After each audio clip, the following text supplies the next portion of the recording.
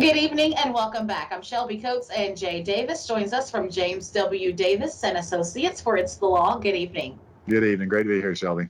Great to have you. Now, the U.S. Department of Justice has announced a statewide civil rights investigation into Georgia prisons. The announcement came down Tuesday, citing a focus on prisoner violence and sex abuse. So, Jay, my question to you is why or what is the DOJ specifically investigating, and why is the DOJ handling this investigation? Well, specifically, they're supposed to be investigating the prisoner on prisoner. That's their primary focus. But they're also looking at whether or not um, people based on their sexual orientation may be having particular problems. Maybe there's sexual abuse in the prisons and stuff like that.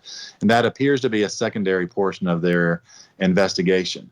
There's been a high volume, a high number of suicides in the prison system in the past couple of years recently.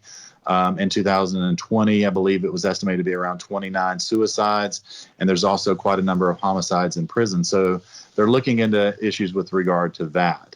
Probably why I think that's going on around the country. There's a lot more violence. There's a lot of unrest. The COVID within the prison systems, people getting released and coming back, is creating upheaval. Short staff is a problem there. And it does seem like there's some politics involved in the focus on Georgia, particularly with this new administration versus the Republican-led state of Georgia. So that's also playing a factor here as well. A lot of moving parts. So, does the DOJ does the prison system fall under the DOJ?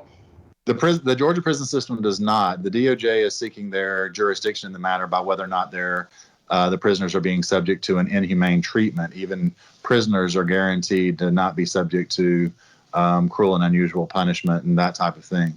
So they have a constitutional jurisdiction in the matter. And I've said for years, since 2007, we've got problems within the prison system that need to be addressed. And so the good thing is maybe they will shed some light onto it. Hopefully they can move the politics aside and get to the bottom of this. But it does seem that there's the short staffs, and it seems to be the fact that they're short staffed seems to be hiring employees by the prison system that are also underqualified for what they need to do for the work. And we do also need to mention that this stems from a lawsuit. Is that correct? Yeah, the Southern Center for Human Rights has filed the lawsuit.